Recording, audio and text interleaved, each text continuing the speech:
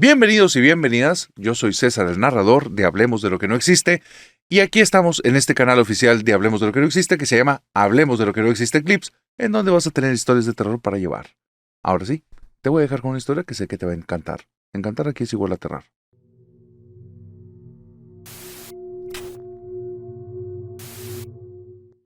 Nunca confíes por confiar en personas que se autodenominan guías espirituales o te puede pasar esto. Resulta que Esmeralda hasta el día de hoy sigue cargando con las consecuencias de una etapa, digamos, curiosa de su vida. Esmeralda vivía como parte de un hogar cristiano, pero cristiano al punto de ser muy exigentes, demasiado inmiscuidos en el tema de religioso, que para ella nunca se sintió identificada y cuando cumplió cerca de 17, 18 años se transformó en la antítesis de todo lo que sus papás querían. Estaba harta, fastidiada, bomba. La tenían pero reventadísima con ese tema. Así es que ahí comenzó una etapa de ella de una rebeldía intelectual y espiritual. Todo lo que fuera contrario a lo de sus papás para ella era bueno. Todo.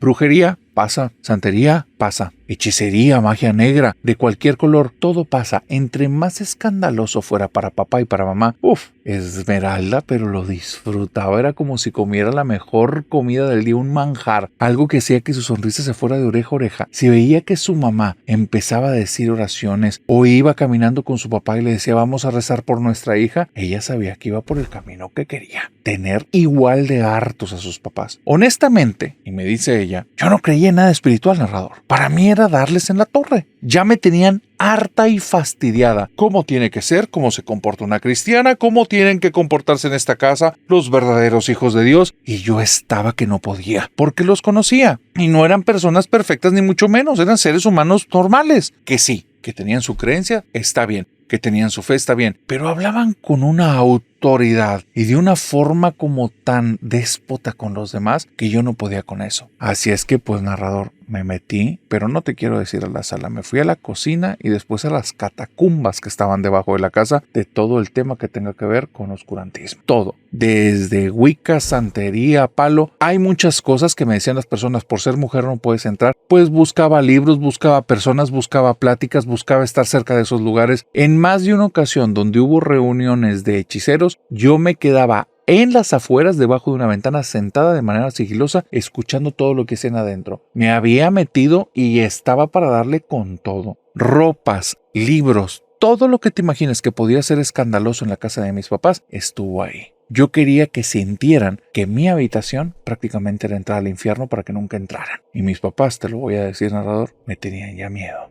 Ya llegó un momento en el que no rezaban de mí, me evitaban, me sacaban la vuelta y cuando cumplí 22 me corrieron de la casa. En ese momento pasa algo muy fuerte dentro de mí, porque nunca creí que iban a hacer eso. Me decepcionaron, me hicieron enojar, me hicieron sentirme orgullosa de ellos también, porque lo estaban poniendo un alto, pero al mismo tiempo los odiaba y los odiaba de una manera en la que no te lo puedo explicar. Sentía rabia y sentía coraje. Y de repente me veías como una loca que estaba fúrica y después soltaba una carcajada porque me acordaba algo de mamá o de papá y no podía dejar de desvincular que eran papá y mamá. Así es que quise hacer algo que ya no me hiciera sentir tan loca y empecé a buscar un mentor de hechicería. Una persona que realmente me enseñara de esos temas, porque para ese momento, como te digo, para mí nada más era la apariencia, hablar de estas cosas, tener objetos. No, ahora sí me iba a meter en serio. Y ahora sí mis papás se iban a arrepentir con su Diosito de haber traído una bruja a la vida. Y narrador, me metí. Pero te cuento todo esto porque esto es una advertencia para todas las personas que estén como yo. No entren en ese camino y menos si están así como yo les estoy contando que entré. Frecuentando ciertos lugares, ciertas librerías y ciertas casas de personas, me topé con alguien que todos lo escuchaban y lo veían como un mentor, como una persona muy sabia que tenía como respuestas para todo. Así es que me acerco con él, vamos a ponerle el nombre de Edgar y le digo, Edgar, ¿puedes por favor guiarme y enseñarme el camino de la magia? Y Edgar me dice, claro que sí. Lo primero que vamos a hacer es que te conozcas porque el camino de la magia es conocerte. A partir de ahí, narrador, durante 6 meses, una lección por semana que me costaba un dineral y prácticamente yo ya estaba trabajando para pagarme alquiler, mal comer y pagarle a Edgar, empecé a ir a estas sesiones que lo único que hicieron fueron retorcerme mis ideas. Y entonces me decía, lo que tú entiendes que es bueno es malo, lo que tú entiendes que es malo es bueno, y eran puras lecciones de lógica muy retorcida que hacían que yo sintiera que hacerle el daño a los demás estaba bien, y hacerle bien a los demás era dañarlos. Y me retorció la cabeza. Ahorita lo veo bien porque ya pasaron muchos años, pero espérame, porque ese solo fue el inicio. Después de muchas lecciones que era yo poner un punto de vista y él me lo contradecía y al final me convencía perfectamente porque era un tipo que sabía hablar muy bien, yo terminé retorciéndome mucho y empecé a convertirme en una persona ahora sí realmente oscura. Me alegraba cuando a las personas les iba mal. Cuando mis vecinos tenían un problema, ¡oh, Dios santo! Era algo rico, era algo realmente que se disfrutaba. Si veía a alguien llorar, pasarla mal, yo sentía que esas emociones que estaban viviendo eran vida. Y decía, qué bueno que está viviendo eso, y me alegraba por el daño de los demás. Estaba bien retorcida, narrador. Después de ese punto, Edgar me dice, ahora sí estás preparada, ya puedes darle espacio a conocer a tu guardián. Y me empieza a hablar acerca que vamos a hacer unos ritos que nos tenemos que poner de acuerdo, tanto él como su comunidad como yo, porque esto no es cualquier cosa. Vamos a invocar a mi guardián va a estar a partir de ahora conmigo, y mi guardián siempre va a estar ahí conmigo porque él y yo, digamos que nos vamos a unir de cierta manera. ¿De qué manera? Es algo que él no me puede explicar, es algo que va a ocurrir y yo le voy a explicar a él cómo nos unimos. Entonces yo estoy fascinada, quiero saber esto. Él me dice que el guardián me va a dar conocimiento, me va a dar fuerza, me va a dar claridad, pero por sobre todo va a hacer que esté arriba de las otras personas, que yo conozca cosas que ellos nunca van a conocer. Y eso hace que sepa que esté a 2 pasos más cerquita de ser la bruja que mis papás odiarían que fuera. Así es que yo estoy embelesada. Quiero que ya venga ese momento del guardián. Nos ponemos de acuerdo en el día, en la hora.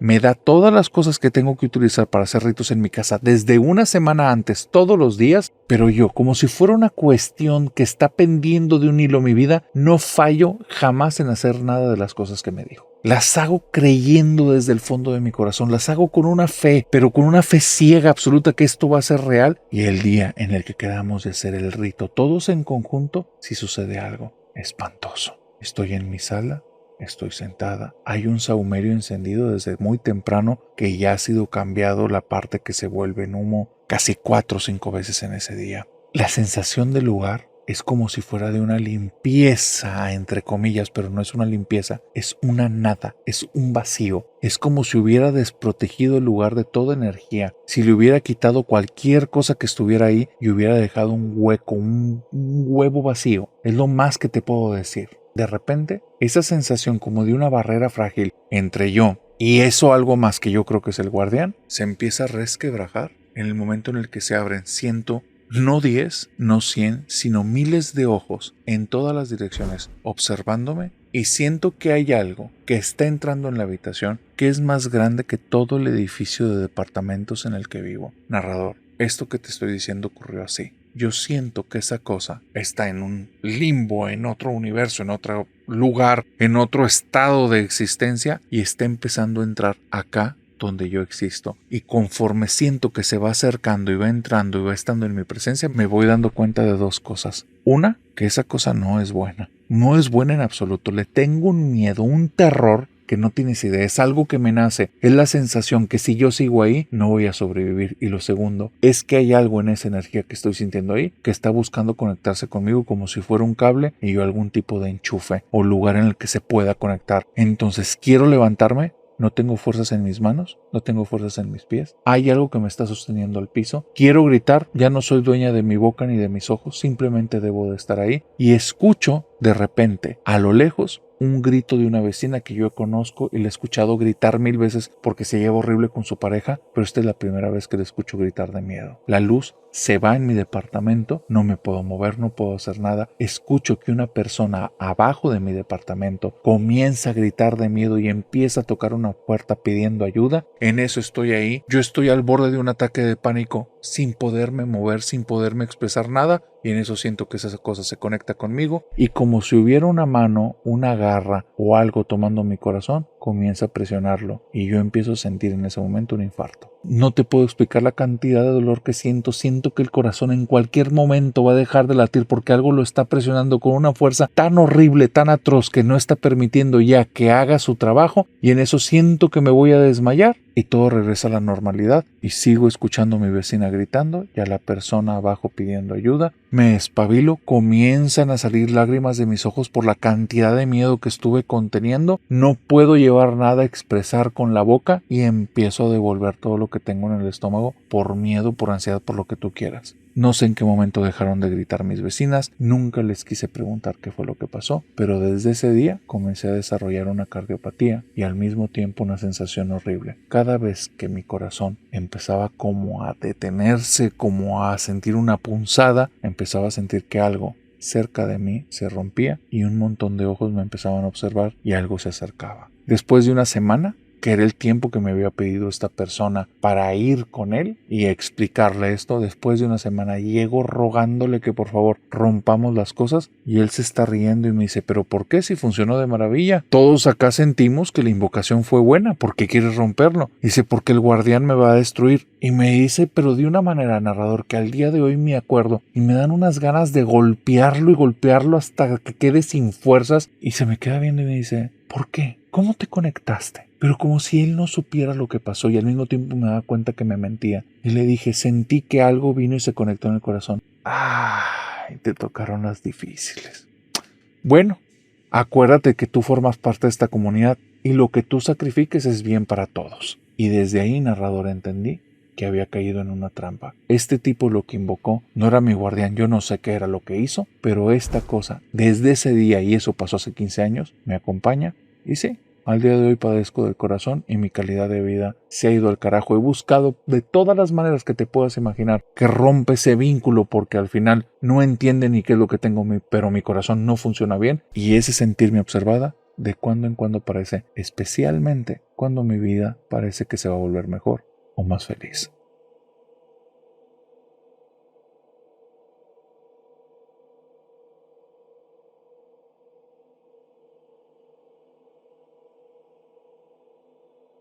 Dicen que el primer amor es amor real. En el caso de Valeria, el primer amor fue terror real. Valeria conoció a Jonás justo en el primer año de su facultad. Estaba estudiando alguna ingeniería. Ella, desde que lo vio, se sintió atraída. Valeria tiene una forma de ser en la cual no es ninguna princesa de cuento. Es una persona que tiene su carácter, lo sabe y lo dice el narrador, yo soy bien enojona. Aparte, con muy pocas cosas yo me fastidio. Jonás me resultó guapo y lo quería conocer. Y no había tenido novio, así es que dije, está bien para que él sea el primero. Y entonces comenzó a coquetearlo. Cositas que ella sabía que funcionaban, porque tenía varias personas que eran sus pretendientes y a nadie le hacía caso. Uno es demasiado chaparro, el otro es muy llenito, uno está demasiado blanco, el otro está demasiado moreno, uno está dientón, el otro parece que no tiene labios. Siempre había un pero. Muy inteligentes, muy tontos. Esta es una persona promedio, no tiene nada de interesante. Esta persona me trata demasiado bien, qué aburrido. Este me trata mal. Parece que de lo que ella no se había dado cuenta es que estaba buscando algún tipo de química. Simplemente sentir que fluía con la otra persona y no dejar esa vocecita en la cabeza que estuviera criticando continuamente a la persona de enfrente. En el caso de Jonás, ocurrió. Lo vio, se le hizo atractivo, comenzó a coquetear y Jonás,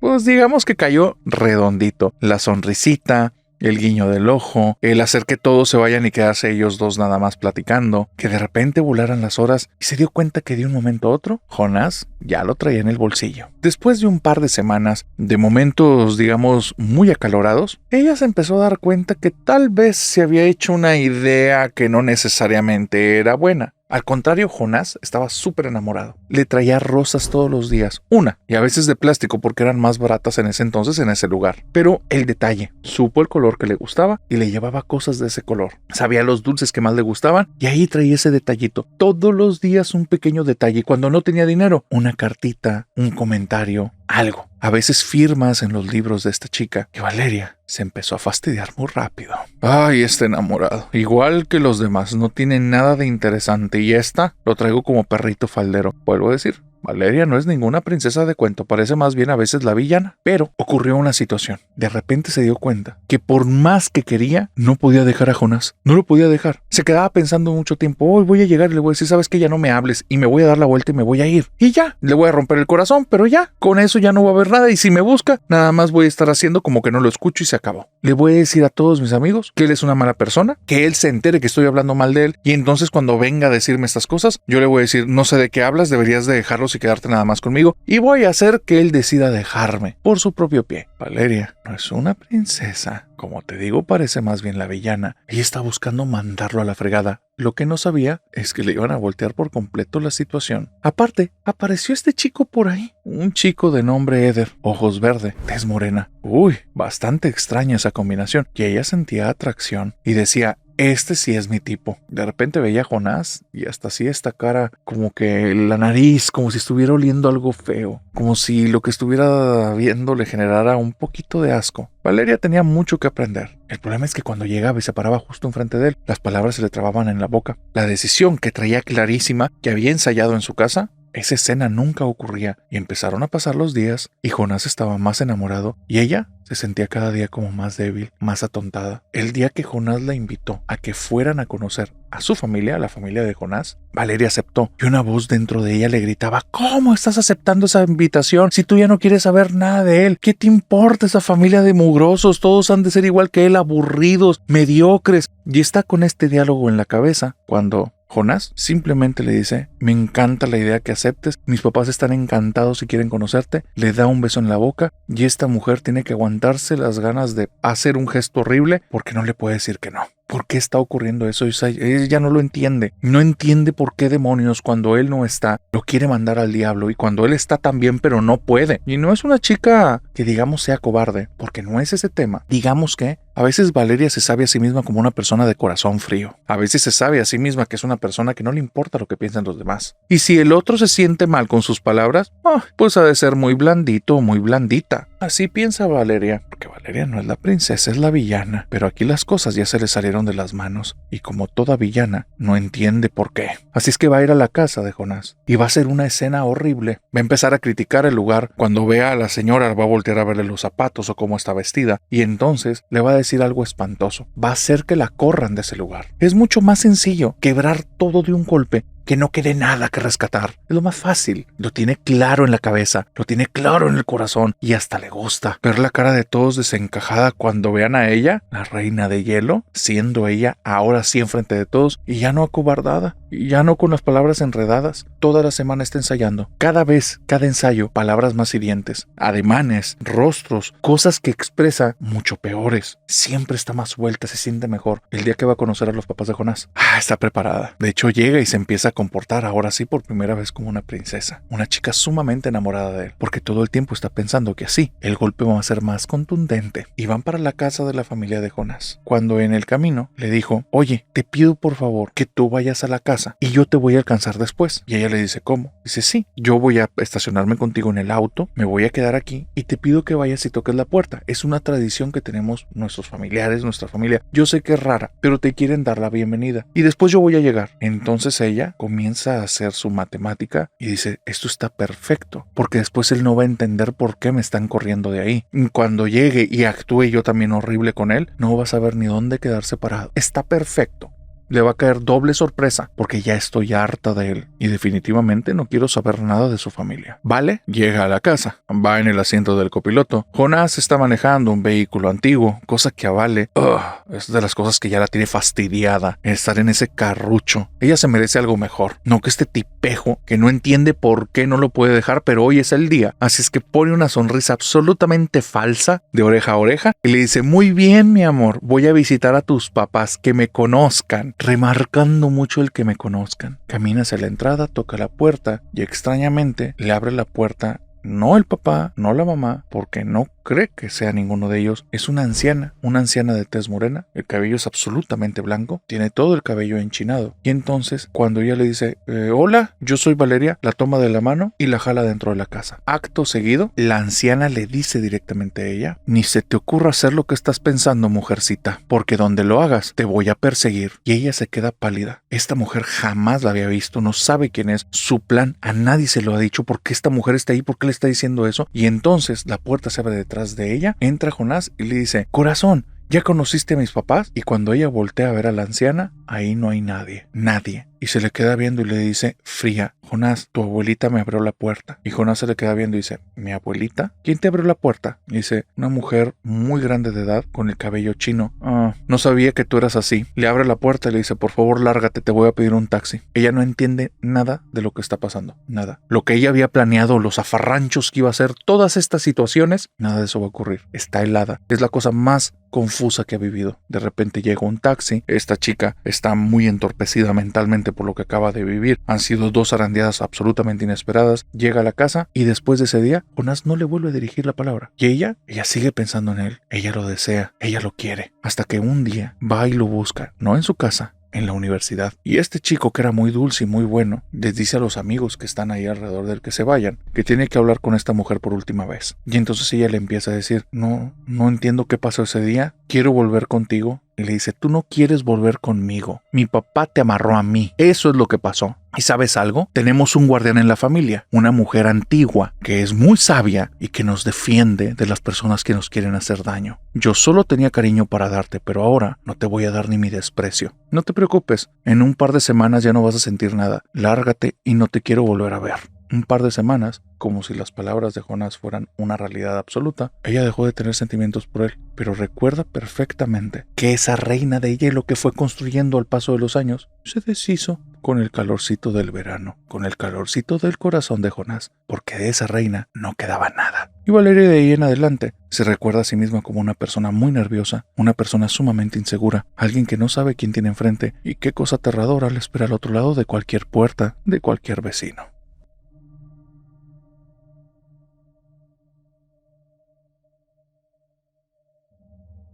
Susana vive en un pueblo en el que lo místico y la vida cotidiana se entremezclan mucho y a un nivel muy profundo. Ella es una persona que había llevado una vida bastante normal, se había dedicado a sus estudios y en cierto momento de su vida sentía que estaba llamada a cuestiones como espirituales y empezó a hacer una metodología muy holística. Venía de una familia cristiana protestante, eso después lo mezcló un poquito con New Age, nueva era, después brincó un poco de budismo, un poco de hinduismo y estuvo ahí haciendo ya sus propias mezclas donde de repente tenía sus rezos que eran muy cristianos pero terminaban con algún tipo de mantra y terminaba con una postura tipo mudra y bueno, puras cosas que ella veía bien el mezclarlas. Esto que te estoy diciendo no es una crítica a su metodología, solo es una descripción de lo que ella hacía. Te digo que ella creía que ningún mal le podía traer porque realmente no sé si eso es el causante de lo que le pasó después. Ese momento de su vida que duró cerca de 2 años, cuando ella tenía alrededor de unos 20 a los 22, 23 años, fantasmas más, fantasmas menos, ya sabes, en esa época llega un momento en que le da un cierre, un carpetazo a ese tipo de vida y pasan 2-3 años más. Tiene entre 25 y 26 cuando está perdidamente enamorada de un chico del trabajo. Pero hay un problema con este enamoramiento, más bien 2. El primero es que este chico está casado. El segundo es que este chico, aparte de estar casado, tiene un hijo. Entonces, estos 2 problemas, porque ella los ve así, los quiere remover, porque ella lo quiere para él. Nunca en su vida había sido tan egoísta, pero estando aquí en esta situación, me dice: narrador, me cegué por completo y estaba obsesionada. Yo lo quería para mí y no lo quería para una aventura, no lo quería para una noche. Eso tal vez lo obtenía por otros medios. Yo quería que él estuviera conmigo siempre. Así es que comencé a buscar alternativas, a platicar con amistades y yo tenía a mi confidente, una amiga que teníamos toda la vida de estarnos contando cosas y la verdad es que nos contábamos cosas que serían muy reprobables y ahí confesábamos todo. Y yo le confesé a ella que estaba enamorada de este casado con hijos y que no me importaba, que yo lo quería para mí. Y ella, entre risa y risa, me dice: ¿y si le hacemos un amarre? Y se queda pensando un ratito Susana. ¿Y si crees que sirva? Pues no pierdes nada, vamos a hacerlo. Los siguientes días, estas 2 chicas comienzan a ver todo lo que hay esotérico en las redes. Cosas que para Susana no todas son cosas desconocidas. Al final tuvo esta etapa en la que buscaba de todo y hacía todo holístico, así es que empezó a ver las instrucciones del amarre, las recomendaciones. Su amiga por su cuenta también consiguieron todas las cosas, pero agregaron unas cositas más, agregaron unas frasecitas más, unos detallitos más para hacerlo más potente. Vuelvo a decir, no sé si es lo holístico, la metodología, la mala suerte, el pasado de Susana o vete a saber qué. porque decidieron que sí iban a hacer el amarre. Como es un chico del trabajo, hay muchos momentos de interacción. Esas pequeñas cosas que necesitaba de él las obtuvo en la primera semana. En la segunda semana tenía todas las cosas ahí y en la tercera semana tenían ya todo fortificado con las cositas extras y estaban decididas a hacer el amarre. Fue muy raro porque cuando comenzaron a hacer el amarre empezaron a chisporrotear mucho las velas, lanzar muchas chispas. Después de eso hubo algo muy extraño, un aroma como a podrido, un aroma muy denso, un aroma desagradable. Después de eso, las cosas se empezaron a poner raras. En ese lugar había la sensación de una presencia. Había una sensación que 20 minutos atrás no estaba y era como de algo que hubiera entrado en la habitación, pero era algo enorme, absolutamente malévolo y voraz, y estaba enojado. La sensación de enojo, de tensión en el aire era clara, pero una vez que prestabas atención en eso sentías como la oscuridad te iba a dar una mordida en cualquier instante. Era algo horrible. Lo peor de todo es que estaban tan metidas en su rito que no se dieron cuenta que si tal vez el reloj empezó a avanzar más rápido de lo normal, porque lo iniciaron a las 4 de la tarde y eran justo las 12:30 de la noche. Todo era absolutamente oscuro. Ahí no había ni un solo ruido, no había luz que entrara por las ventanas y de repente vieron como una sombra se movió de una habitación para otra. Todo en absoluta oscuridad y una sombra nítida, mucho más oscura que la mismísima noche. Susana y su amiga están asustadas. Susana y su amiga no saben qué pasa. Susana comienza a hacer unos mantras intentando que todo deje de tener efecto y de repente escuchan un chisteo. Primero parece como si cayera una gotita de agua y cayera a algún envase o algún lugar que ya tiene líquido, pero después eso era más seco y sonaba algo que chistaba, algo que les llamaba la atención. Voltean a la esquina superior izquierda de la habitación, justo sobre el hombro izquierdo de Susana, y en la parte de la esquina de arriba solo ven como en un segundo para otro, una multitud de ojitos se abrieron en la oscuridad para verlas y se cerraron a la vez. Ojitos de diferentes tamaños, ojos chicos, medianos y grandes, pero su proyección de luz, su reflejo de las velas era claro, y no era uno o dos, eran decenas. Estaban ahí, se abrieron y se cerraron para ellas. Tenían un miedo atroz, un miedo horrible. Y Susana me dice, narrador, nunca jamás en la vida me había sentido tan vulnerable como en ese momento. Y ahí me di cuenta de la estupidez que habíamos hecho. No sé qué invocamos, no sé qué llamamos, no sé a qué le dijimos que viniera para acá, no sé con qué nos estábamos metiendo, pero ahí estábamos en su dominio y ya no estábamos en mi casa. Tenía un miedo terrible. Le dije a mi amiga que nos fuéramos, me dijo ella que teníamos que terminar. Terminó haciendo los últimos movimientos que yo ocupaba, no sé si eran rezos, frases, porque yo ya estaba totalmente desconcentrada. Y cuando ella acabó, fue muy extraño porque las luces regresaron en la casa. Yo no las había apagado en las otras habitaciones. Se habían o disminuido o se habían ido cuando estuvimos en ese rito. Pero regresaron solas, lo que nos puso la piel de gallina. Nos fuimos de ahí, dejamos las cosas en paz. Los siguientes días, la casa donde hicimos eso, mi casa, tiene un aroma pestilente extraño que viene de todas partes. No es que se haya quedado impregnada de lo de las velas, porque no fue así. Era un aroma que iba y regresaba, como si algo muerto y maloliente anduviera andando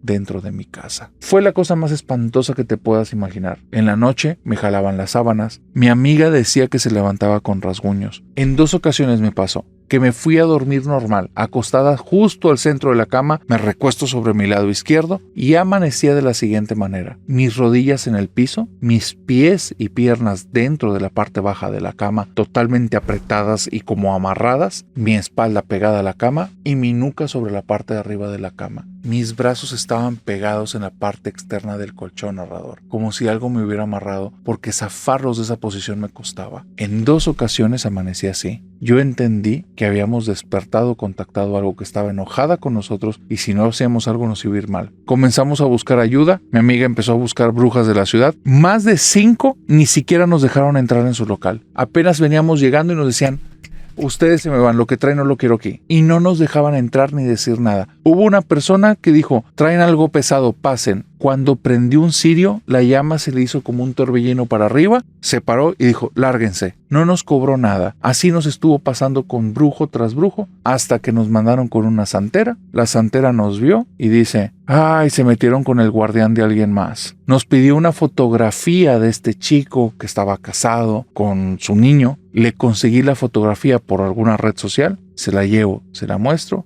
y me dice: ay, mijita, si este chico es mi sobrino. Dice: te metiste con alguien pesado y yo no te voy a ayudar. Así es que, a ver cómo le haces. Yo le empecé a decir a la señora que por favor que me perdonara, que me disculpara, que nunca fue con una intención. Y me dice, ¿me intentaste amarrar, mijita? Sí, fue con mucha intención. Dice, lo vas a dejar en paz. Yo no te voy a ayudar, pero para que se calmen las cosas, te vas a tener que ir a buscar a alguien mejor que yo. Y aquí en esta ciudad no te topas a nadie con esas habilidades. Que él te ayude a ver si lo logra. Y si no, prepárate porque el guardián ya le gustaste para cena. Y me dejó ir. Narrador, 3 años. 3 años yendo de brujo en brujo, mi vida una pesadilla. Esa cosa no nos quería devorar como un león. No era así. Nos quería deshacer. Era como si fuera ácido en el día a día. Mentalmente nos estaba quebrando. No podíamos dormir bien. Nos sentíamos vigiladas. Nos dejaba 2-3 días tranquilos solo para hacer un acto de presencia horrible. Y de repente, de un día para otro, las cosas acabaron. ¿Sabes por qué? Porque lamentablemente, y aún así no sé si decir lamentable, este chico, su esposa y su niño fallecieron en un accidente. Nunca antes de eso nos pudimos deshacer de él, pero ahora sí, ya tengo buena suerte y ya puedo decir que estoy en paz.